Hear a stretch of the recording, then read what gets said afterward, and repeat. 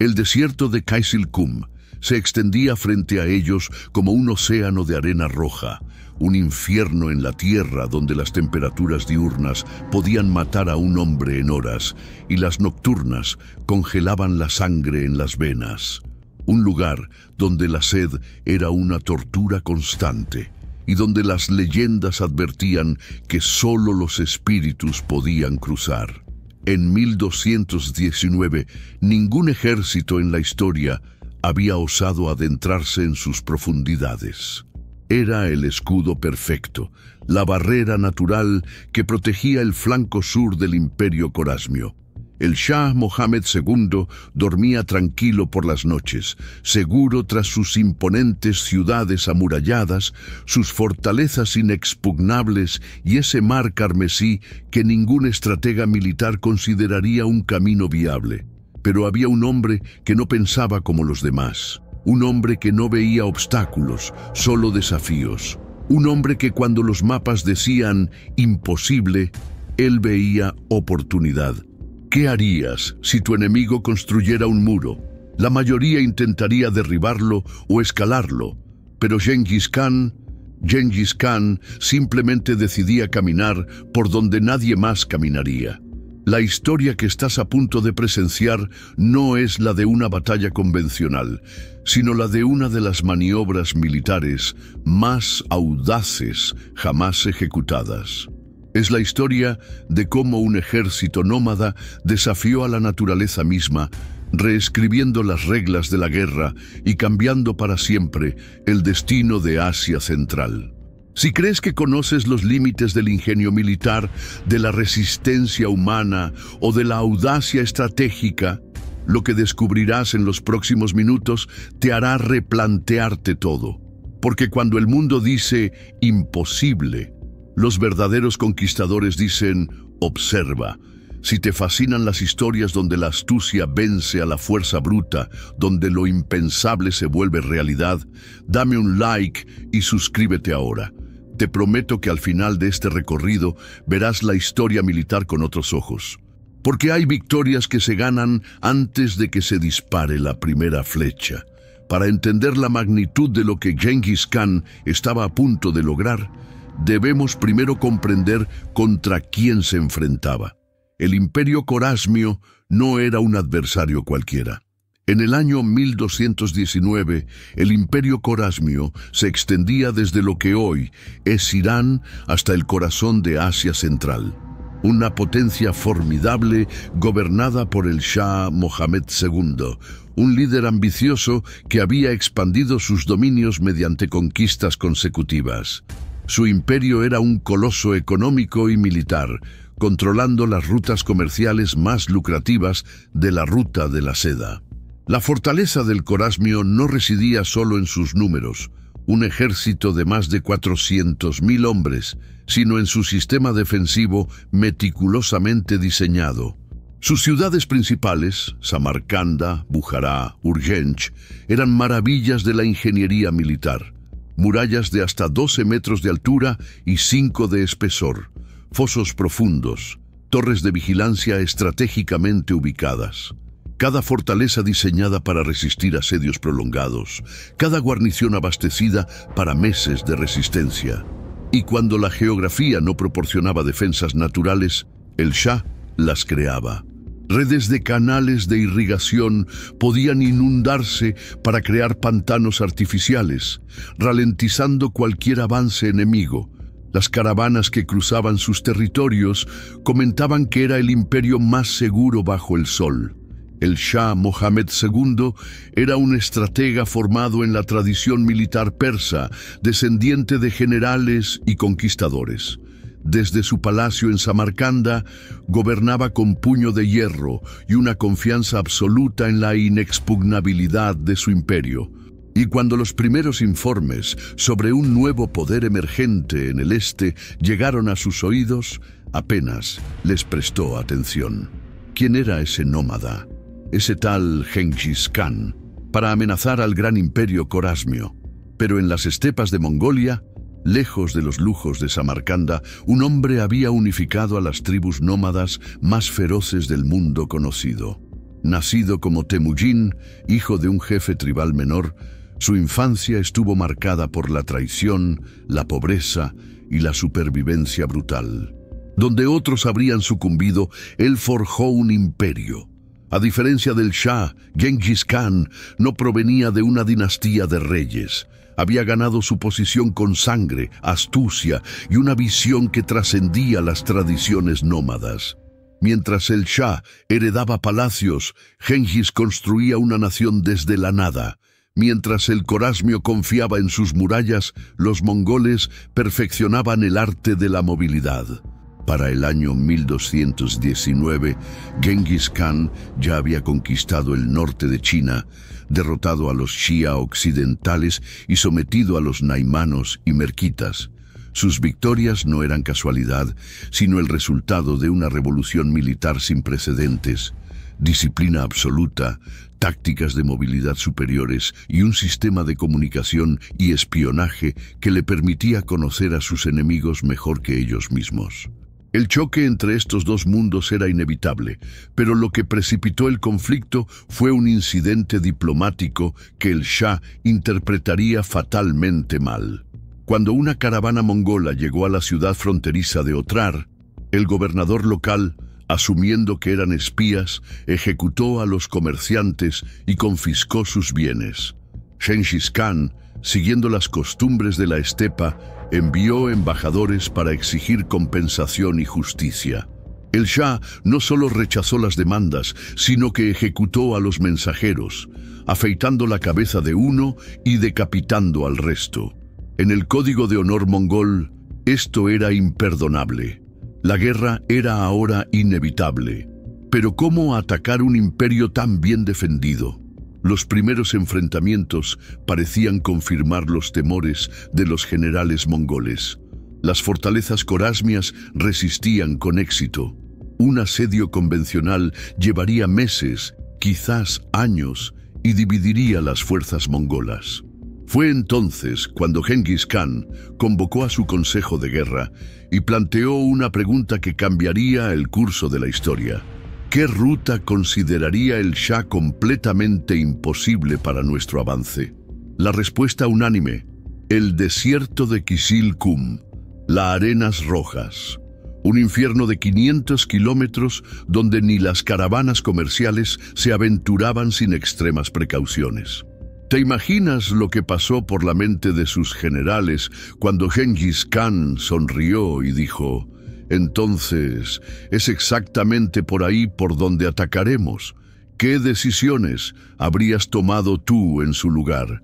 ¿Seguir las reglas establecidas de la guerra o arriesgarlo todo con una estrategia que rozaba la locura? La capacidad de Genghis Khan para contemplar lo impensable no surgió de la nada. Cada conquista previa había sido una lección. Cada victoria un peldaño hacia esta audaz estrategia que ahora contemplaba. Sus campañas contra los Jin en el norte de China le habían enseñado a combatir ejércitos superiores en número y tecnología. Allí, enfrentando murallas casi tan imponentes como las corasmias, aprendió que la paciencia y la adaptabilidad eran tan importantes como la fuerza bruta.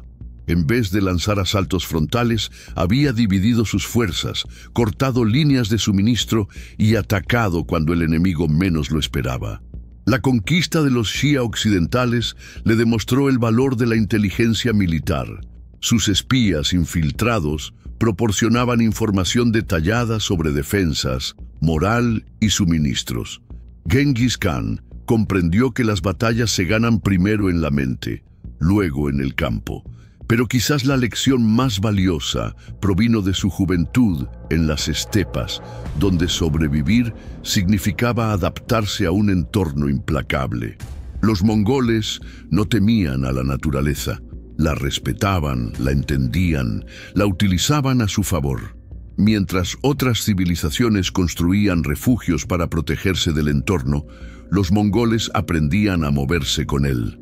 En el consejo de guerra que cambiaría el rumbo de la campaña, Genghis Khan se rodeó de sus generales más leales. Subedey, el brillante estratega; Gebe, el arquero infalible; Su hijo Chagatai, impetuoso pero valiente. Frente a ellos, desplegó los mapas del Imperio Corasmio confiscados a comerciantes y espías. El Shah espera que ataquemos sus fortalezas una por una, dividiéndonos y desgastándonos, explicó Gengis Khan. Es lo que cualquier general haría. Por eso haremos lo inconcebible. Su plan era tan simple como temerario. Mientras el grueso del ejército mongol simulaba preparativos para asediar las principales ciudades fronterizas, Gengis Khan personalmente lideraría una fuerza de élite, 20.000 de sus mejores jinetes, en una travesía a través del desierto de Kaisil-Kum. Emergerían directamente en el corazón del imperio, detrás de las líneas defensivas principales, cortando las comunicaciones y sembrando el caos. La logística era el primer desafío. Un ejército convencional necesitaba enormes cantidades de agua y alimentos, imposibles de transportar a través del desierto. La solución mongol fue minimalista. Cada jinete llevaría solo lo esencial. 2 caballos por guerrero, alternándolos para no agotarlos. Agua racionada en odres especiales, carne seca y leche fermentada como único sustento. Los arqueros mongoles habían sido entrenados para cazar en movimiento. Si encontraban vida salvaje en el desierto, la abatirían sin detenerse. No habría fogatas, ni siquiera durante las gélidas noches del desierto. El frío era preferible a revelar su posición. Pero incluso para los mongoles, el Kisilkum representaba un reto formidable.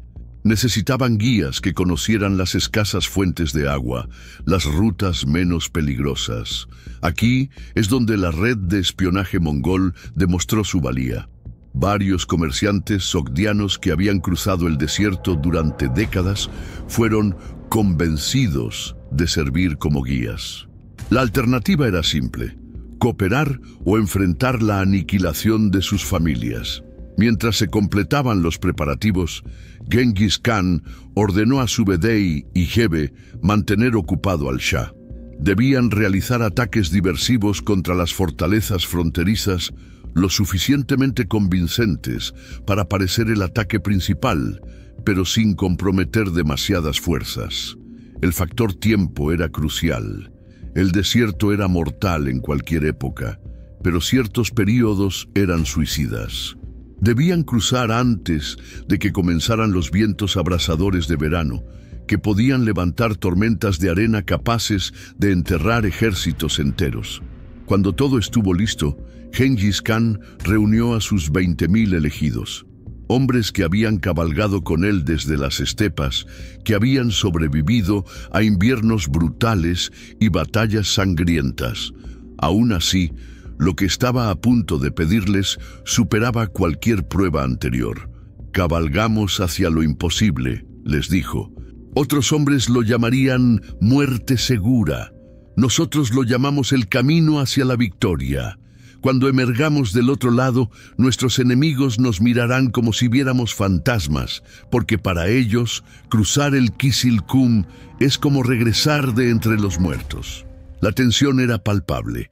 Incluso entre los férreos guerreros mongoles, la perspectiva de enfrentarse al desierto rojo generaba inquietud.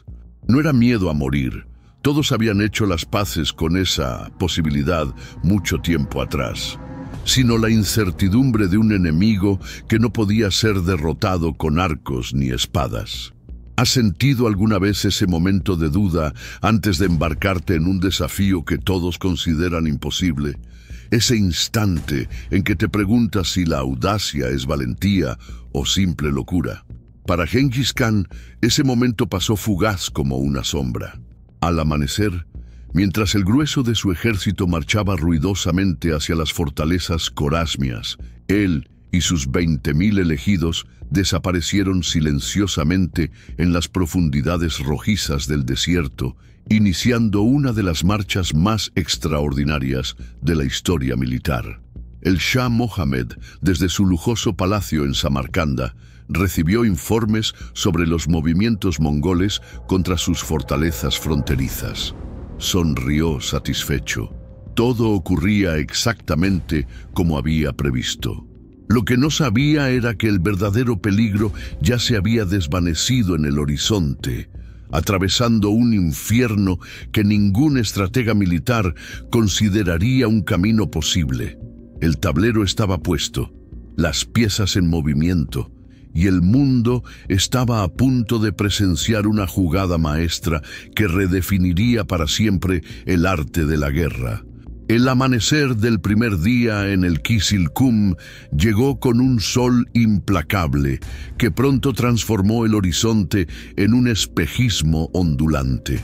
No había fanfarrias, no había estandartes ondeando. Los 20.000 guerreros avanzaban en una formación dispersa pero precisa, minimizando las nubes de polvo que podrían delatarlos. El desierto de Kizilkum no era un páramo uniforme. Era un mosaico traicionero de dunas movedizas, llanuras de grava cortante y ocasionales afloramientos rocosos. Cada terreno presentaba sus propios desafíos. Las dunas ralentizaban el avance, la grava destrozaba los cascos de los caballos si no se tenía cuidado, y las zonas rocosas ofrecían el peligro adicional de emboscadas. Gengis Khan había ordenado una formación específica. Pequeños grupos de 50 jinetes, separados por varios cientos de metros, pero manteniendo contacto visual. Esta táctica tenía múltiples propósitos. Distribuía el peso sobre terrenos traicioneros, dificultaba el seguimiento de sus huellas y permitía aprovechar cualquier vegetación o agua que encontraran sin agotarla instantáneamente.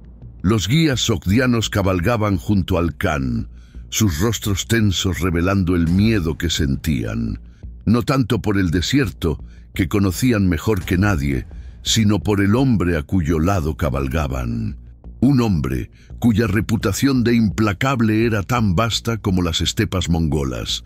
El primer día transcurrió sin incidentes mayores.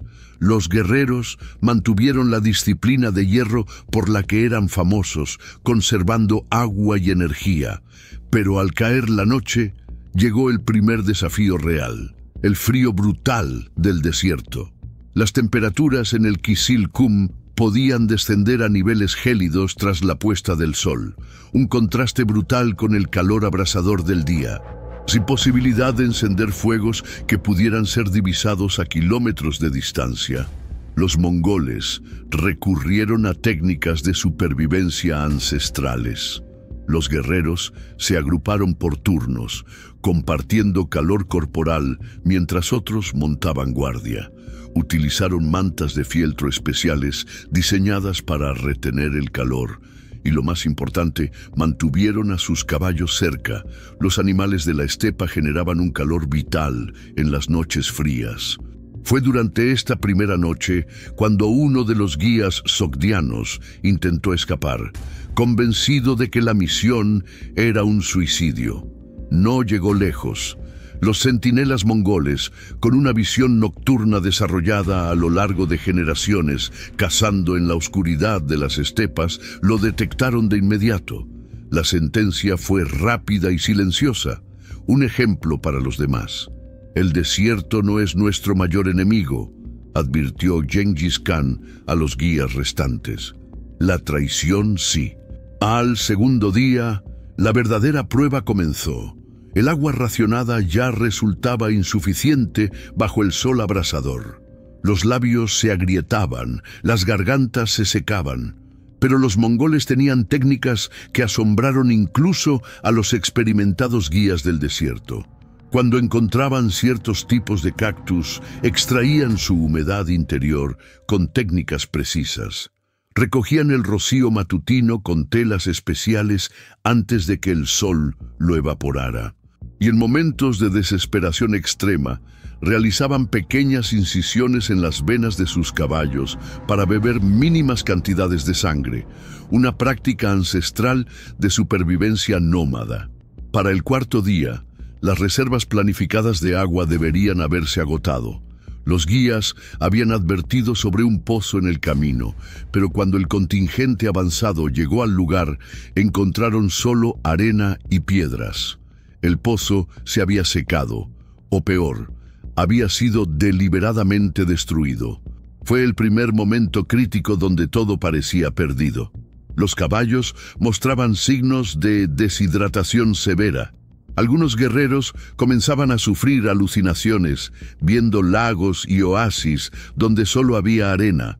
La muerte por deshidratación parecía inevitable. En ese momento crucial, Gengis Khan demostró por qué era más que un simple conquistador. Reunió a sus chamanes y a los guías sogdianos. Los chamanes, conectados con la naturaleza de formas que las culturas sedentarias habían olvidado, comenzaron a observar el comportamiento de los escasos insectos y aves del desierto. Los guías, por su parte, reconocieron ciertos patrones en la vegetación raquítica. Ordenó excavar, no donde la lógica común dictaría, sino siguiendo señales sutiles que solo quienes entienden el desierto como un ser vivo podían interpretar. A varios metros de profundidad encontraron humedad. No un manantial abundante, pero sí suficiente agua para extraer lentamente y salvar a los más afectados. Mientras la columna principal esperaba, Gengis Khan envió exploradores en todas direcciones, buscando rutas alternativas. Uno de esos grupos regresó con noticias de un pequeño oasis no marcado en los mapas, desconocido incluso para los guías. Un lugar tan insignificante que nadie lo había registrado, pero suficiente para permitirles continuar. La disciplina mongol alcanzó niveles sobrehumanos durante este episodio. Mientras ejércitos convencionales habrían caído en el caos, luchando por el agua descubierta, los mongoles mantuvieron un orden perfecto. Primero bebieron los caballos, luego los hombres, en turnos organizados según necesidad médica, no rango. Incluso Gengis Khan esperó su turno. A mitad del trayecto, enfrentaron otro peligro mortal, una tormenta de arena. Los guías la vieron aproximarse, una pared rojiza en el horizonte que crecía hasta oscurecer el cielo. En minutos, el aire se volvería irrespirable, la visibilidad nula y la orientación imposible. Caravanas enteras habían desaparecido en tormentas similares. «Formación de tortuga», ordenó Gengis Khan, activando una táctica que ningún ejército había practicado antes en estas condiciones. Los guerreros desmontaron rápidamente, formando círculos concéntricos, los caballos al centro, protegidos. Los hombres en el exterior, creando barreras con sus escudos y mantas especiales de espaldas al viento. Cada guerrero ató una cuerda a su cintura y a la del compañero, formando una red humana para evitar separaciones. Durante 6 horas, la tormenta azotó con furia desatada. Hombres y animales respiraban a través de telas húmedas para filtrar la arena. Cuando finalmente pasó, el paisaje había cambiado completamente. Dunas desplazadas, referencias perdidas.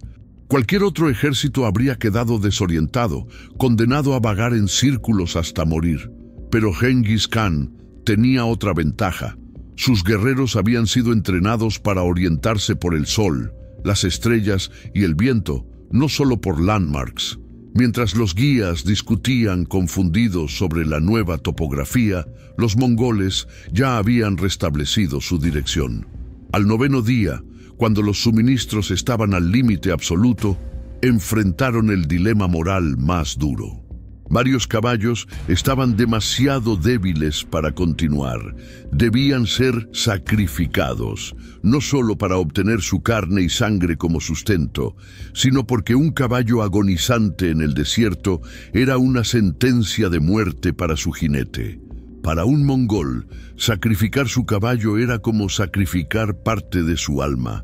Los guerreros nómadas compartían un vínculo con sus monturas que las culturas sedentarias apenas podían comprender. Eran extensiones de sí mismos, compañeros de vida. Gengis Khan ordenó que los sacrificios fueran rápidos y respetuosos. La carne se distribuyó equitativamente. Los jinetes sin montura se turnaron en los caballos restantes, alternando períodos de marcha a pie. Fue en este momento de máxima adversidad cuando Gengis Khan pronunció palabras que serían recordadas durante generaciones. El desierto nos está forjando. Cuando lo atravesemos, ya no seremos los mismos hombres que entraron. Seremos invencibles, porque habremos conquistado lo inconquistable. Al 12º día, cuando los guías calculaban que estaban a mitad de camino, los exploradores avanzados regresaron con noticias alarmantes.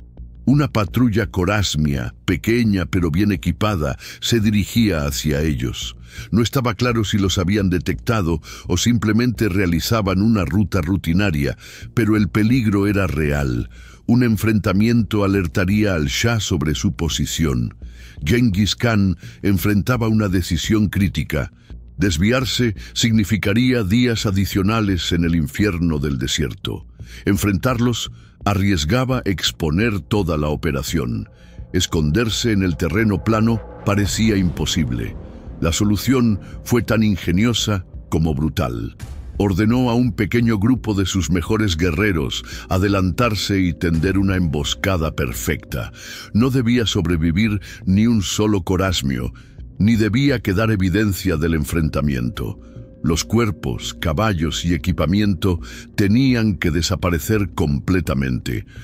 La patrulla corásmia, confiada en territorio que consideraban seguro, fue aniquilada antes de poder reaccionar.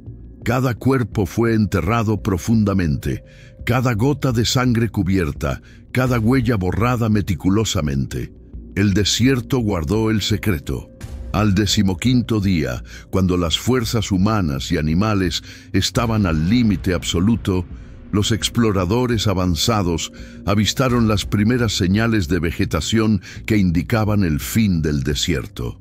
No era el final de su jornada, pero sí del tramo más mortífero.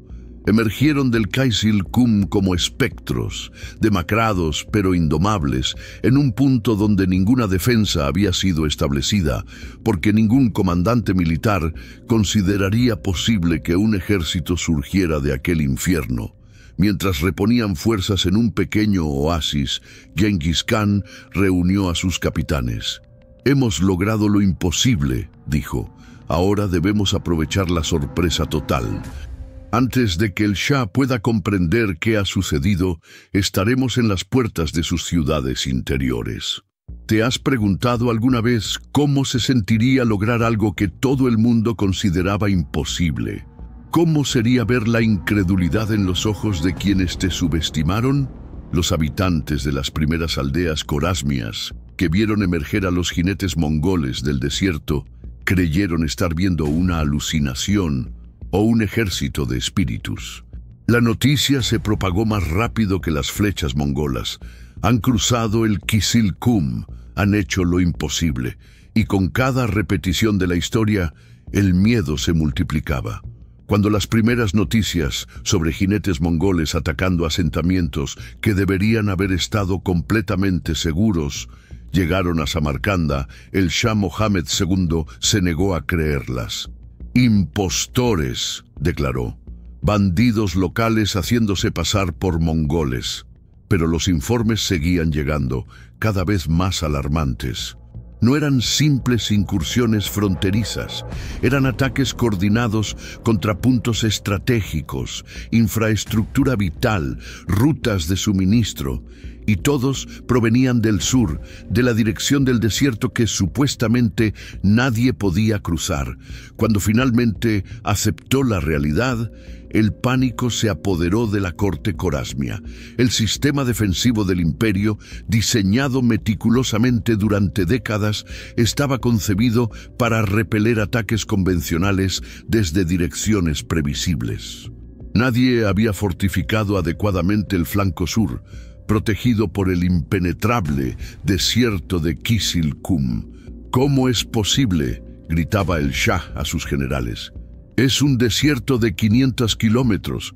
Ningún ejército puede cruzarlo con suficientes fuerzas para representar una amenaza». Pero lo imposible había ocurrido. Gengis Khan y sus 20.000 guerreros de élite, endurecidos aún más por la travesía infernal, estaban ahora atacando el corazón blando del imperio. El Shah intentó reorganizar rápidamente sus defensas. Ordenó a las guarniciones de ciudades fronterizas regresar para proteger Samarcanda y otros centros vitales. Fue su error más catastrófico. Al retirar tropas de las fronteras, dejó el camino libre para que el grueso del ejército mongol, comandado por los generales Subedei y Gebe, avanzara sin oposición. Los mongoles ejecutaron entonces una maniobra de pinza perfecta. Mientras Genghis Khan atacaba desde el sur, sembrando el caos tras las líneas enemigas, las fuerzas principales avanzaban desde el norte y este. El imperio corásmio estaba siendo estrangulado. La brillante estrategia defensiva del Shah se convirtió en su perdición. Sus fortalezas, diseñadas para resistir asedios prolongados, estaban ahora aisladas unas de otras. Las guarniciones, confundidas por órdenes contradictorias, no sabían si defender sus posiciones o acudir en ayuda de la capital. Los sistemas de comunicación corásmios colapsaron. Mensajeros capturados, torres de señales destruidas, palomas mensajeras interceptadas por halcones mongoles especialmente entrenados. El Shah, por primera vez en su vida, estaba ciego en términos de inteligencia militar. La población civil, aterrorizada por las historias sobre los demonios que cruzaron el infierno rojo, huía en masa hacia las ciudades amuralladas, colapsando sistemas de suministro ya comprometidos y añadiendo caos a la situación. En este punto, Genghis Khan demostró otra faceta de su genio militar, la guerra psicológica.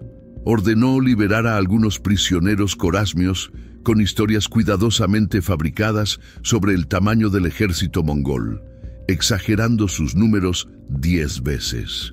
Rumores de que todo el horizonte está negro de jinetes mongoles se propagaron como fuego en la pradera seca. El miedo se convirtió en pánico y el pánico en colapso total.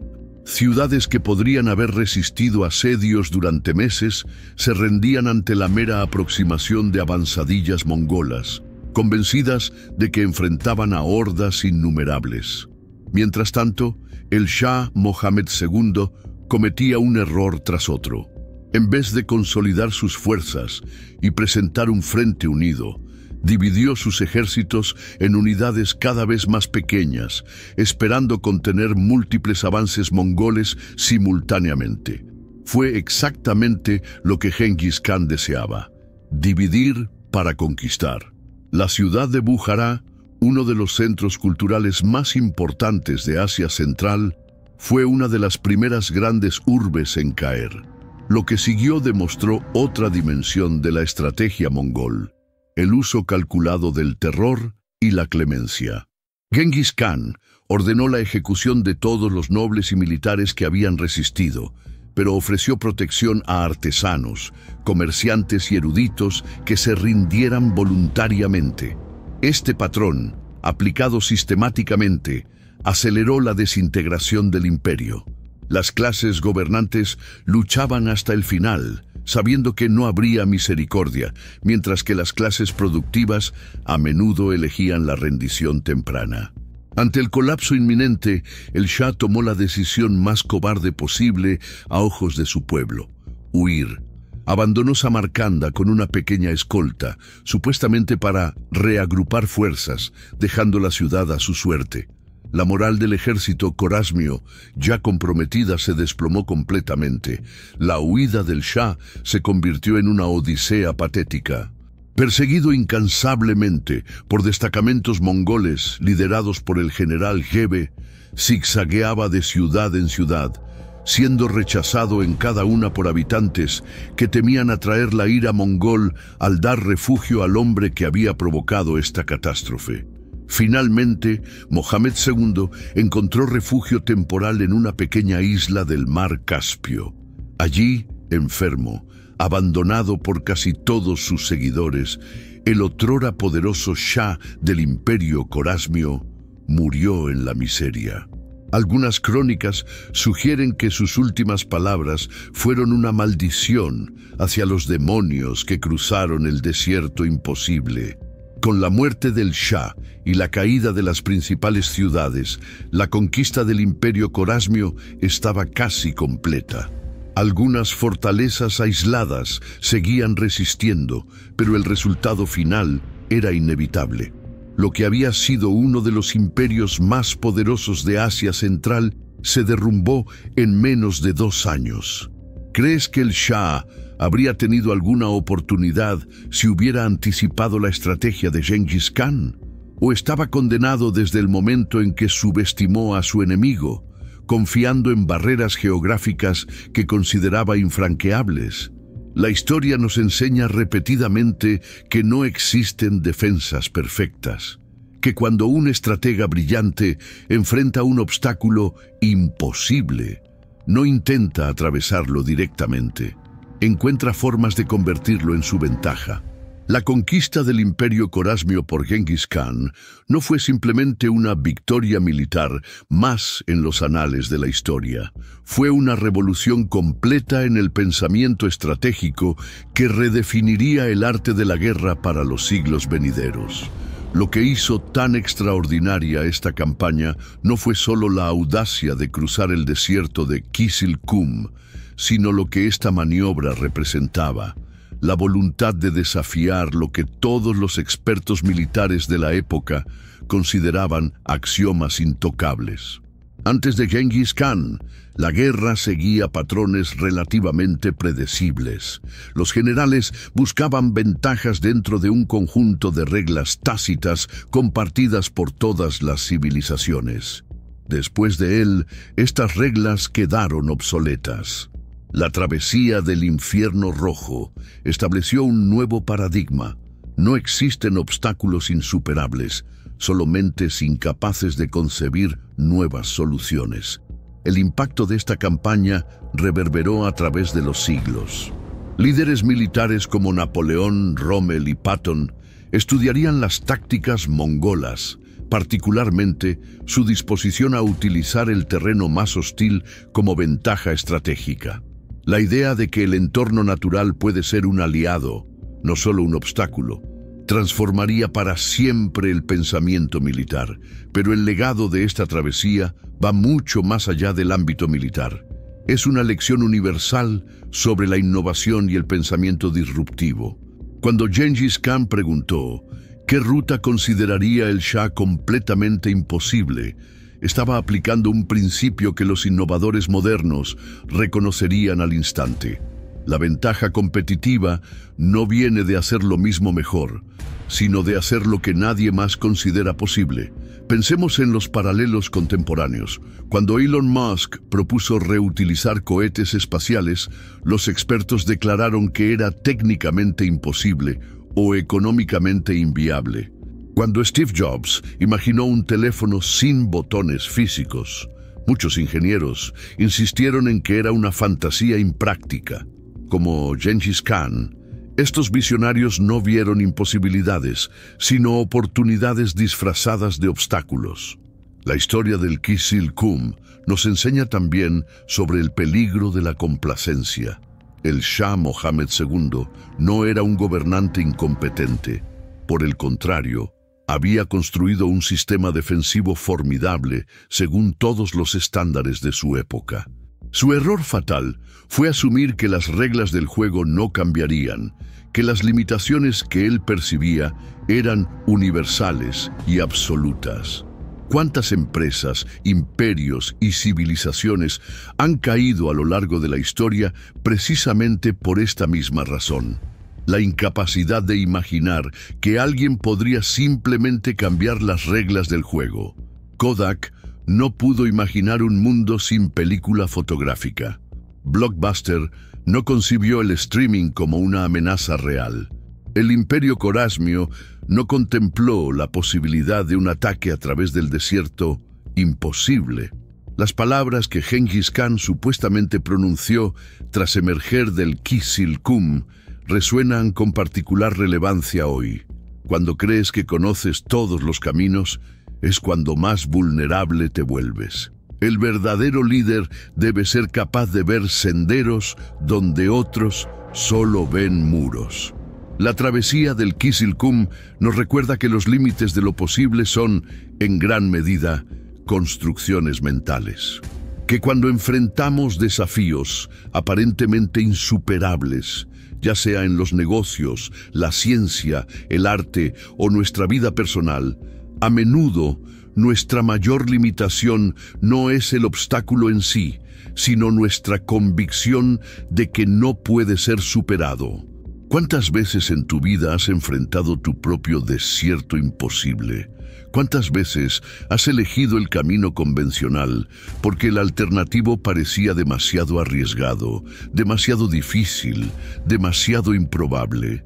Quizás la verdadera lección de esta historia es que, en ocasiones, el camino más osado es también el más sensato, que a veces cruzar el desierto no es una locura temeraria, sino la estrategia más brillante disponible.